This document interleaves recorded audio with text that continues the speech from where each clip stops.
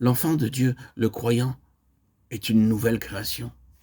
Il dispose d'un ensemble de facultés qui sont entièrement nouvelles et qui sont des facultés spirituelles. Le croyant n'est pas un être chez qui s'est opéré un simple changement d'attitude et qui, différent qu'il était, s'est subitement intéressé à toutes sortes d'activités chrétiennes. Modifier l'orientation de tous ses intérêts en mettant le cap sur des objectifs chrétiens, alors que jusque-là, on s'occupait de soi-même et du monde, cela ne suffit pas pour faire d'un homme un croyant. Un croyant, c'est un homme qui a été doté d'un jeu de facultés spirituellement et entièrement nouvelles. Un être proprement spirituel a ainsi vu le jour qui est d'une autre espèce, d'une autre nature, d'une autre création. Or, ces facultés spirituelles, grâce auxquelles seul on peut percevoir les choses de Dieu et se les approprier, elles doivent se développer, croître, grandir, pour devenir aptes un jour à un service spirituel productif. Il en est ici comme du petit enfant qui, à sa naissance, possède en germe toutes ses facultés. Il ne pourra les utiliser avec profit que moyennant un développement continu, prolongé, qui se poursuivra jusqu'à la maturité. L'enfant qui grandit exerce par exemple un contrôle croissant sur sa faculté de voir ou sur sa faculté d'entendre. Et tous ses sens doivent se développer de semblable façon pour atteindre leur maximum de rendement, qu'il s'agisse de son esprit d'observation ou de sa faculté de compréhension. Il y a là une loi de développement à laquelle tout son être doit obéir. Il n'en va pas autrement pour le croyant. Né d'en haut, création nouvelle, il entre dans le monde spirituel avec un ensemble de facultés entièrement neufs et qui diffèrent du tout au tout de celui qu'il avait quand il est entré dans le monde physique.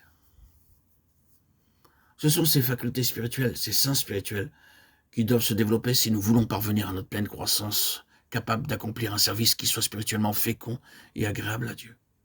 Tout cela est très simple, très élémentaire, et pourtant nombreux sont ceux qui ont besoin qu'on leur rappelle que dans le domaine spirituel aussi, il y a une enfance et il y a une maturité, avec une différence considérable entre l'une et l'autre.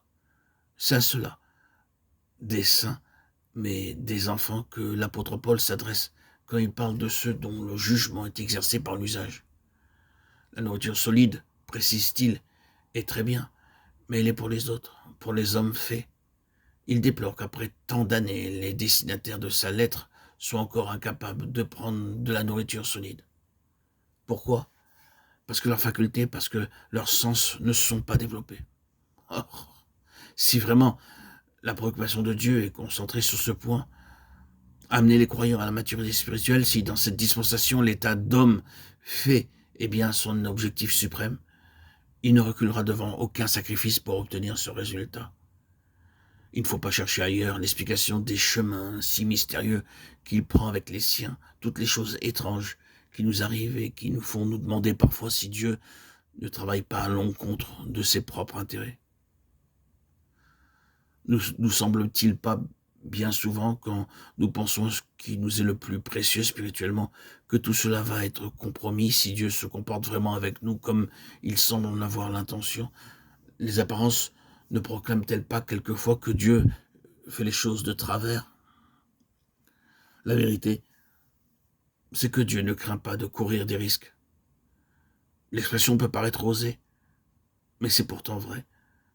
Dieu ne craint pas de s'exposer à des malentendus, pourvu que pour finir, il atteigne son objectif.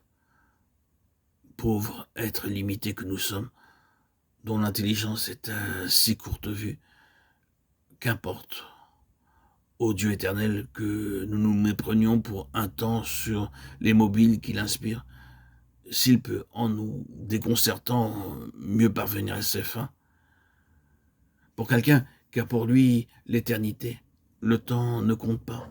Il a un objectif en vue, et pour l'atteindre, il dispose d'un avenir illimité.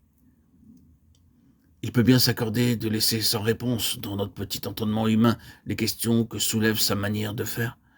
Ce qu'il a en vue est quelque chose d'éternel, qui justifiera d'une façon éclatante tous les moyens qu'il aura mis en œuvre. Il peut donc courir le risque d'un malentendu. Ce ne sera jamais que pour un temps. Il le sait. Et s'il estime que le but en vaut la peine, il n'est pas besoin d'autres raisons pour justifier sa manière de faire.